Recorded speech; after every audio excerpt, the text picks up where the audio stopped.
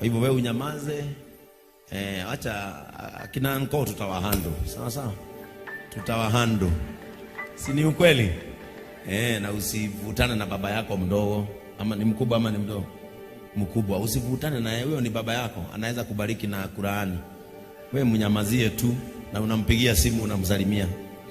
Anaogopa utarudi huko. Mwambia niko nitakuwa nakuja. Amen.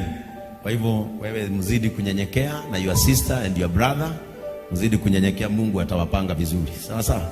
So God bless you. Kama unataka kuambia watu asante, leta microphone Kaluma boy aseme asante. Na wameona wewe ni mtrue, umekuja church. Kuja hapa waambie asante.